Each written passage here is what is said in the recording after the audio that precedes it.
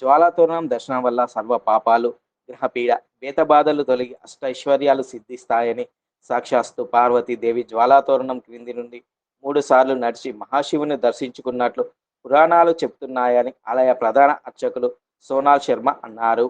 ఈ సందర్భంగా మంచిర్యాల జిల్లా మందమరి పట్టణంలోని శ్రీ భక్తాంజనేయ స్వామి దేవాలయంలో కార్తీక మహోత్సవ పూజా కార్యక్రమాలను భక్తులు అత్యంత భక్తి శ్రద్ధలతో జరుపుకున్నారు.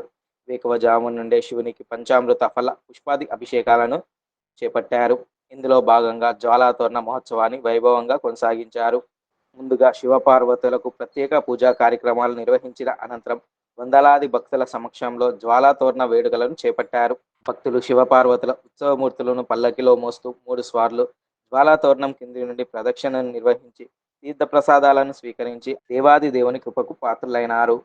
ప్రోక్తో దీవో దేవో సనాతన తదిజ్ఞ నిర్మాల్యం సోహం భావేన పూజయేత్. కార్తీక మాసంలో పౌర్ణిమ సందర్భంగా ఈ రోజున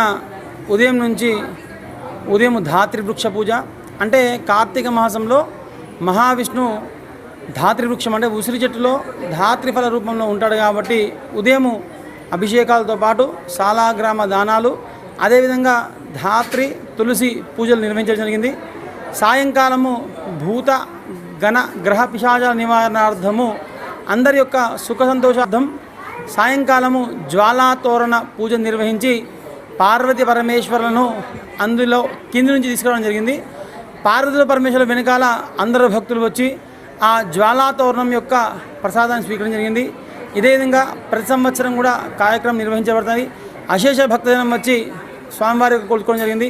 కార్తీక మాసంలో చాలామంది ఆడవాళ్ళు పుణ్యస్నానాలు చేస్తూ దీపదానాలు చేస్తుంటారు. వారికి ఆ పరమేశ్వరుని యొక్క అనుగ్రహం కలుగుతుంది.